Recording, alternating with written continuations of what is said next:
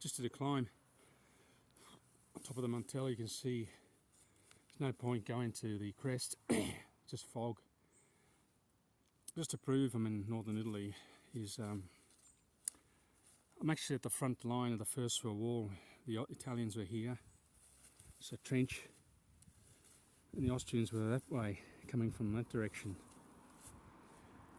This is called, just let this car go by, this is called Presa 13, Via d'Alfante. La fronte di Montello è tenuta dalla 8th Armata Pennella, that's the 8th Army commanded by General Panetta, la quale si estendeva per Roba a Palazzone, est Spresiano. Saying is this line here extended from here to Spresiano, which is probably about 20k, so it was a 20k front. So just would have had all troops along this line here for 20 kilometres, just wouldn't be able to pass. Italians and the English were here as well, the British. The British were on the side of the Italians on the First World War, you'd know that. And it says, Corpo Armata General Gandolfo aveva attestata la propria divisione sul fronte operazione Veja. He had a division, I don't know how many, it's a division 10,000 men. Here in Veja, it's just a bit further, if you go down, about 5k from here, 2k. And there was another army involved, Di Giorgio. He was commanded he had the 51st Division. Anyway, it's saying there's about 3 generals here. There's 1, 2, 3, 4 divisions, brigade, the 66th Division, 5 divisions defending this line here. You see, you can hardly see, it's nearly dark. That's a picture of the trench. That's the photo here, that's the trench. That's where they were here. So the Austrians, it's not in English, yeah, it's all in Italian. It's good for tourism, isn't it? I mean, they're complaining about, oh, we've got to start the economy. At least if you have something historical, interesting, a lot of Germans come here and Austrians have it in their language. You know, so it's talking about the program regional leader, Region Veneto, and they get funds from the European Union. At least have it in another 2 languages, English and spoken all over the world. It's going to attract tourists here. It's got really interesting historical facts. Anyway, this line, that photo there represents exactly where they were here, the Italians. It's the Italian trench line. Here comes a tractor. Probably finishing off the harvest of some sort of vegetable or something. No lights. Take the hay. See, that's just it when you're on a bike. You watch out for dickheads like that. They run over you, taking hay without any lights on. Deer sign there, but I think that should be taken down. There's no more deer here. Used to come here in 2006, 7, 8. See massive deer crisscrossing the road all the time.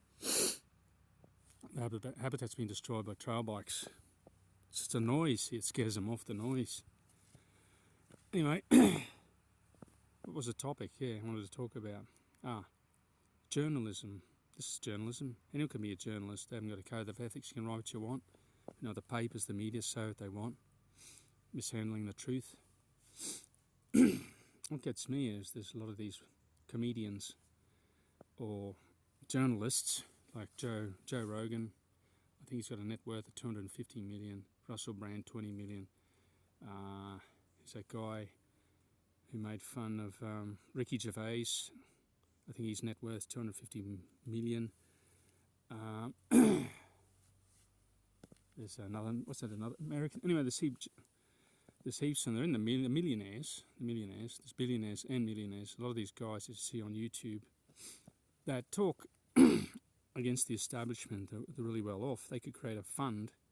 At least I reckon they get to about 5 billion and fight this.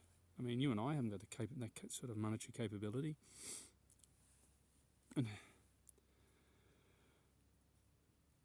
that's one of my points. I mean, Joe Rogan, you know, I can talk about a lot of topics just as much as he can, and in pretty good depth.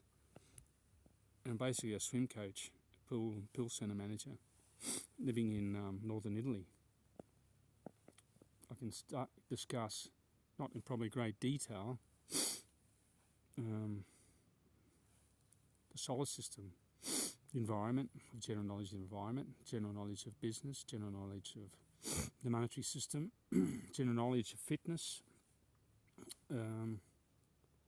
That's what I'm trying to get my program off, but I'm not doing too well. Maybe it's the production, but 8 visualizations. There's this Norwegian guy, Hans Bull Hansen, had a hissy fit. He's a multi-millionaire as well. Multi 1, 2 million, that's multi. And he's an author. He writes books in Norwegian. But in my opinion, his English is pretty ordinary. But he's got over, I think, about 250,000 subscriptions. Russell Brand is 4 million. Joe Rogan, probably about 4, in that figure, more or less. And there's another guy, United States, used to be a liberal, he's gone right, goes left, right, left. Yeah, he's got a net worth of 250 million. Ricky Gervais, same. That's like 250, 400, so together then it's a half a trillion. 500 billion, no, I'm wrong there. Not half a trillion, but a half a billion. I mean, surely you could create a media platform where like-minded people use it. We go against the lies, the main media, and fight for the middle class. They're getting smashed. We're getting absolutely smashed. Costs.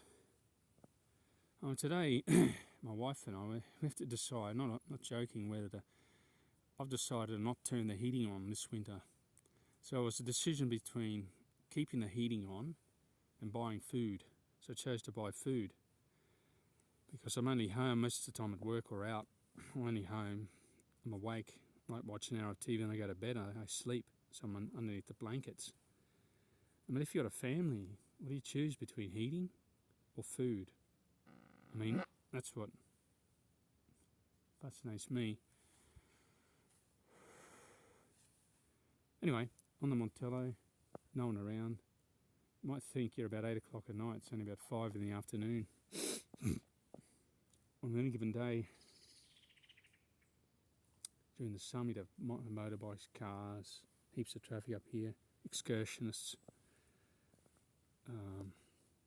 Beautiful area, I've said before. It's got over 6,000 types of plants and 1,200, over 600 species of butterfly live up here. Wouldn't think so, would you? It's a small area, 50 square kilometres. But it's a habitat to deer, what's left of them. Eagles, birds, squirrels, humans. There's houses that live here. It's a nice area. Anyway, that's my topic for the day. I'd like to get things up and running with this YouTube channel, but I don't seem to have much luck. I mean, I'm pretty fortunate I live in a unique area.